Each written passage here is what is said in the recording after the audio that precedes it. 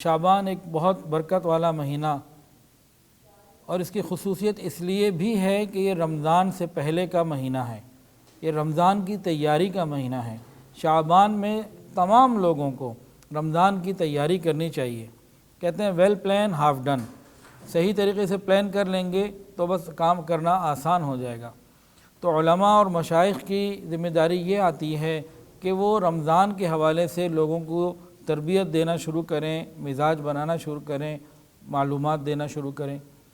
عوام کی ذمہ داری یہ ہے کہ وہ رمضان کی تیاری کے لیے اپنے آپ کو ذہنی طور پر، جسمانی طور پر ٹھیک کرے، تیار کرے۔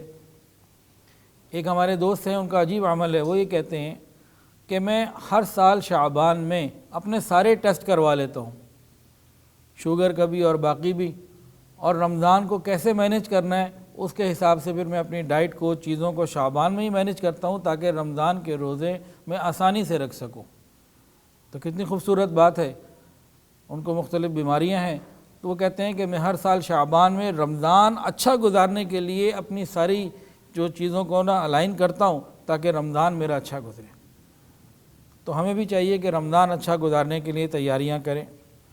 تو شعبان کا مہینہ بہت خیر و برکتوں والا مہینہ ہے، اور نبی کریم صلی اللہ علیہ وسلم شعبان کے مہینے میں خاص طور سے اور کثرت سے روزے رکھا کرتے تھے۔ رمضان کا مہینہ تو پورا روزوں کا ہی ہے، لیکن باقی مہینوں میں جتنی کثرت سے روزے نبی علیہ السلام شعبان کے مہینے میں رکھتے تھے اور کسی مہینے میں نہیں رکھا کرتے تھے، یعنی رمضان کی تیاری ہی کو سمجھ لیجئے۔ پھر نبی علیہ السلام نے فرمایا کہ رمضان کے صحیح حساب کی غرض سے شعبان کے چاند اور اس کی تاریخوں کو خوب اچھی طرح محفوظ رکھو، یعنی اہتمام رمضان۔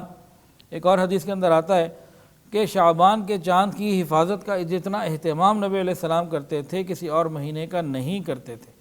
تو شعبان کی تاریخیں ہمیں یاد رکھنی چاہیے، بالخصوص آخر میں جا کے۔ ویڈیو کے نیچے سبسکرائب کے بٹن پہ کلک کریں، بیل کے آئیکن پہ کلک کیجئے تاکہ ہر نئی ویڈیو کی نوٹیفیکیشن آپ کو مل جائے۔